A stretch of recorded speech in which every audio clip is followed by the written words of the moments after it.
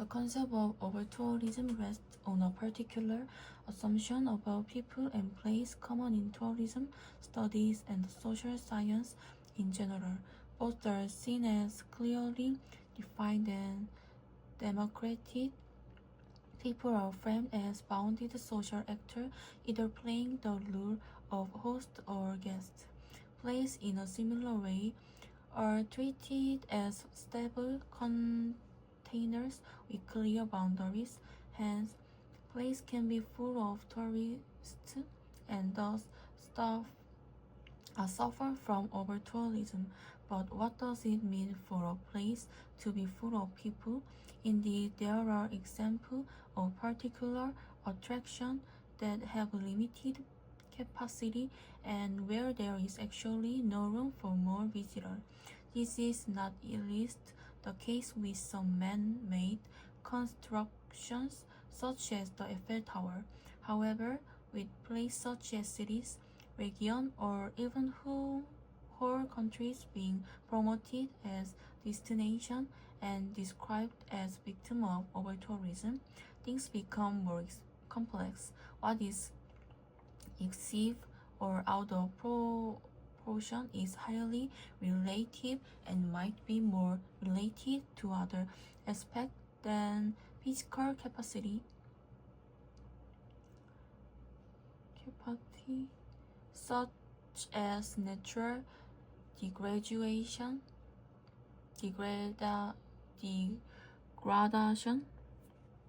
and economic leakage, not to mention political as local power dynamic.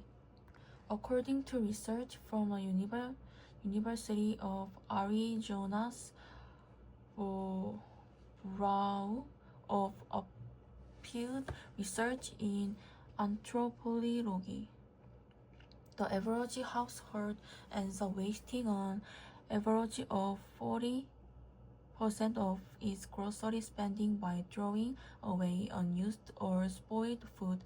Even worse, 50% of that waste includes products that were never opened and were still within their expiration date. This statistic really makes me cringe. Why not just set dollar bills on fire while we are at it?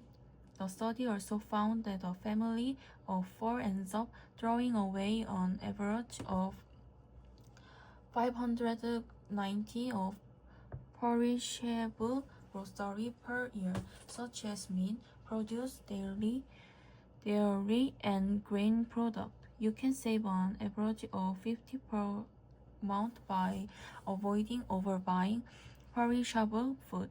Check your supplies before shopping and estimate the exact amount you'll need to buy for the next week.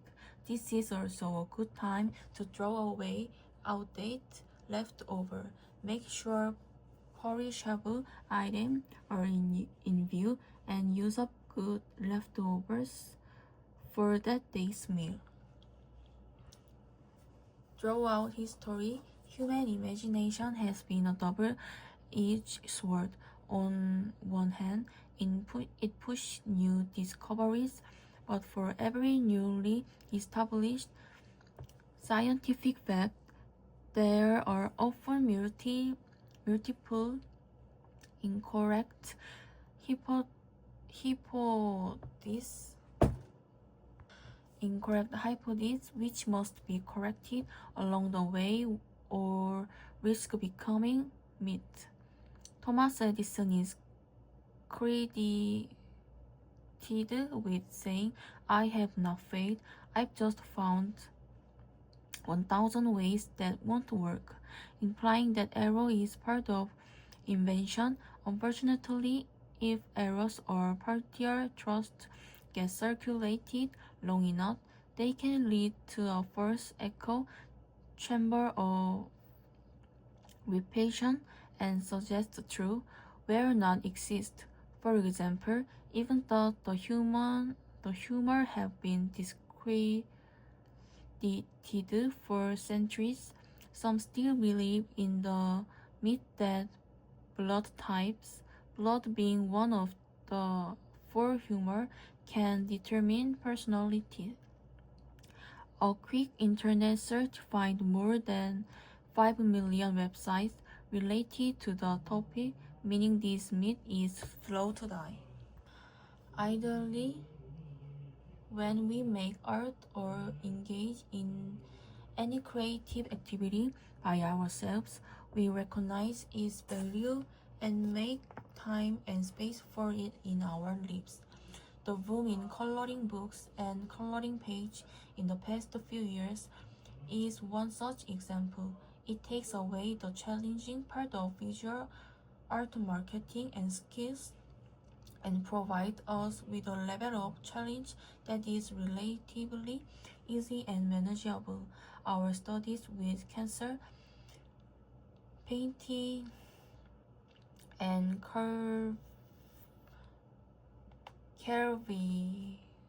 caregivers showed that solitary activities like coloring helped in meditative and reflective ways by taking us to a space of distraction away from everyday concern.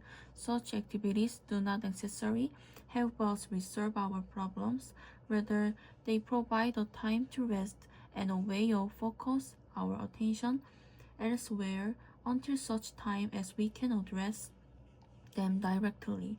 When we make art by ourselves, it can help us self-regulate, feel a sense of mastery, control, and agency over our lives, and engage in reflective, validating, contemplative, or meditative practice.